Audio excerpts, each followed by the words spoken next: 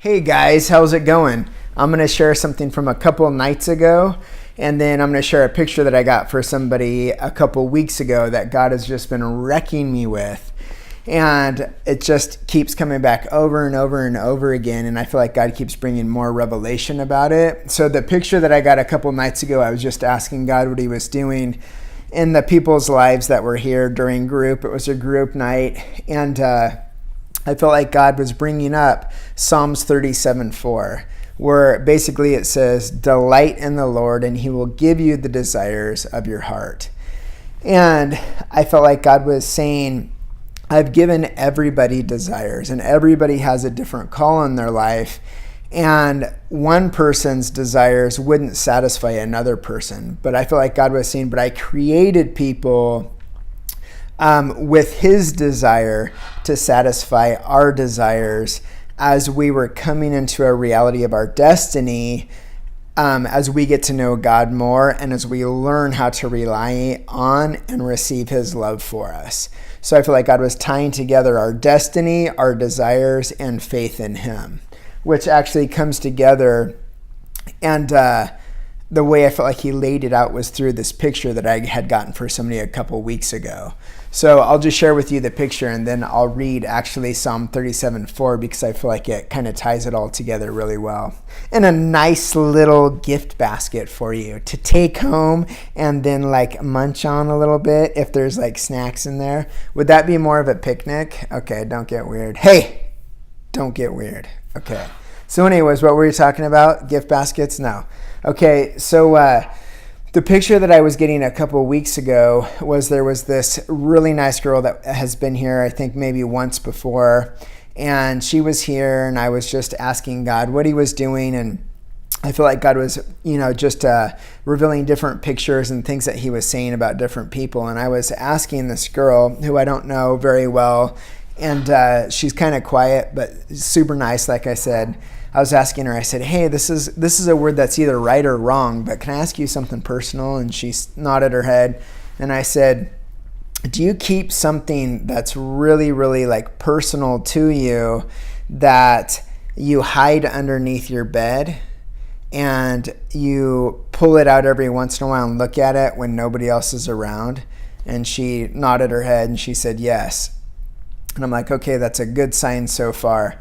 And so I kept like prying a little bit, and I said, is it something that you've had since you were a little girl? And she said, yeah. And I was like, is it, like a box? Is it something that you keep, like your hopes and your desires in? And she nodded her head and she said, yes. And at this point, I'm thinking, what the heck is it? That's so specific. And I said, well, I'm just going to share with you what I was seeing. And this is the word that God's been speaking to me through over and over and over since then. I said, well, what I was seeing was I was seeing you ever since you were a little girl having this thing, and every once in a while you would pull it out and you would look at it. And it was like, something that you were believing God for. And in the picture, I was seeing Jesus standing right next to you. And as you would pull this thing out, God was so glorified, or he was so pleased. There was the smile on Jesus's face because you were believing him for this thing that you were pulling out, like this promise, whatever this box represented. And I said, does that make sense to you? And she said, yes, I pulled it out this morning and I threw it in the trash. I was like, oh my gosh, that is so crazy. God is calling that out. I said, if I were you, I would go pull that thing out of the trash, whatever it was, and I would continue to believe God for it. And I still had no idea what it was. And so I asked her if we could pray for her, and she said, of course. So we all prayed for her and just got to encourage her with what we feel like God was saying. And it was a really good prayer time. And a week later, she came back. And, the shop's full of people. And I asked her, I said, hey, has God been bringing up that word from last week about, that thing that you keep under your bed?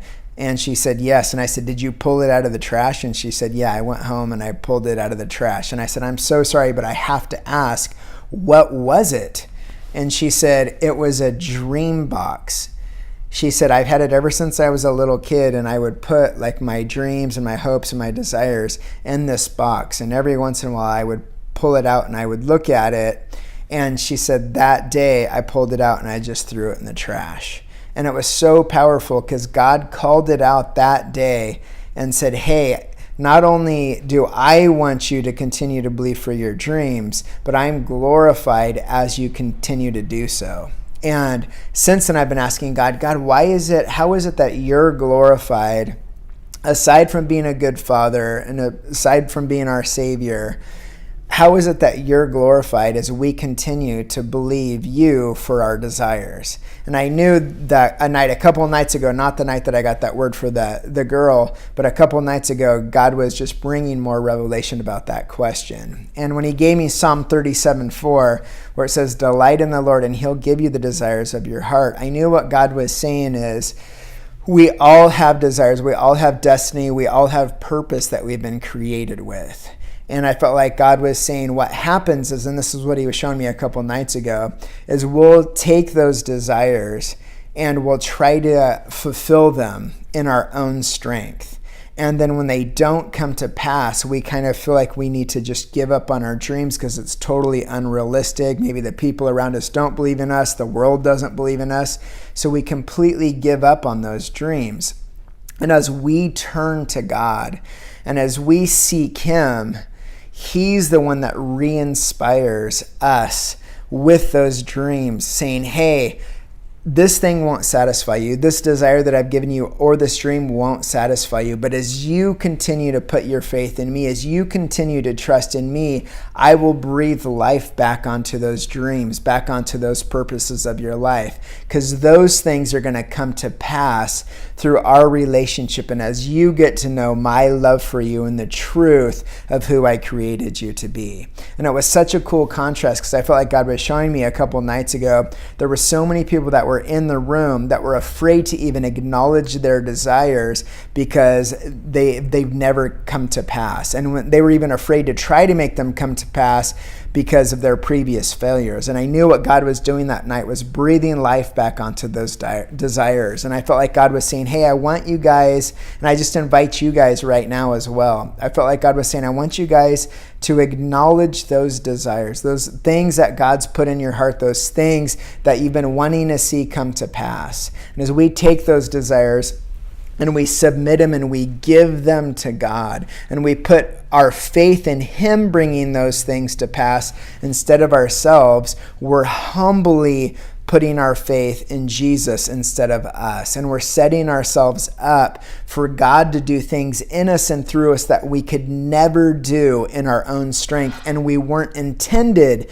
to do those things in our own strength. Those things are the fruit of our relationship with God. So I hope that makes sense to you guys. So I'm going to read, and that obviously, not obviously, but that reminds me of, in Hebrews or multiple other places in Romans where it talks about Abraham being the father of faith.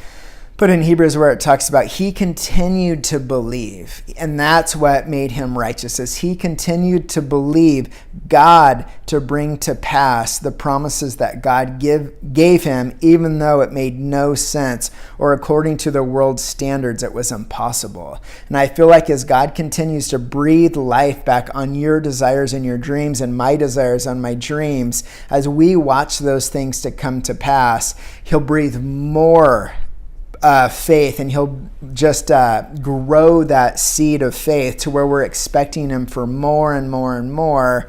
Not that we would get what we want, but that our hearts and God's heart would become one, that we would actually, God's trusting us to carry his desires, that we would see them come to pass in the world around us. Okay, don't get too carried away. I'm starting to cover too much stuff.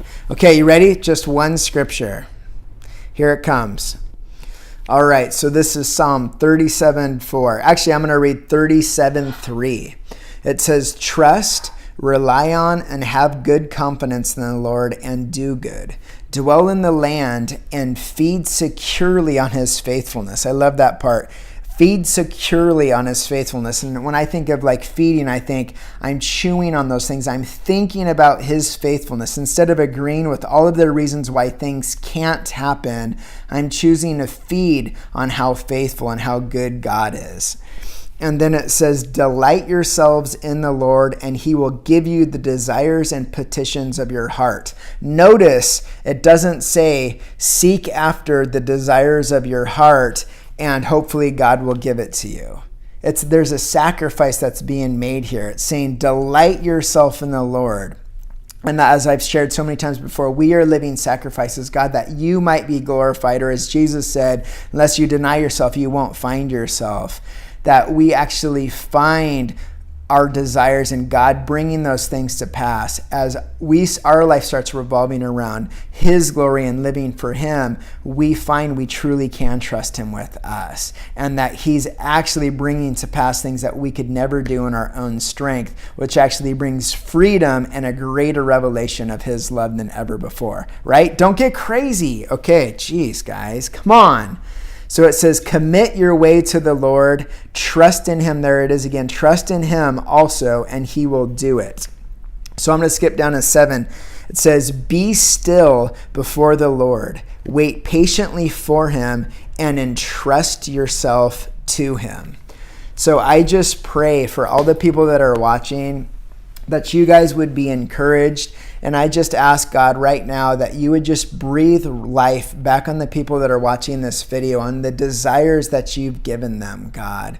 And that we would take those desires and we would lay them at your feet, God, believing that you're setting us up for success, not for failure, Lord. If any of you guys have thrown out your dream boxes, I just pray that God would breathe life on those things and you'd bring those things back out and you would just hand those things over to him, that he can encourage you with the truth of his love for you. Take care, and I'll talk to you guys soon.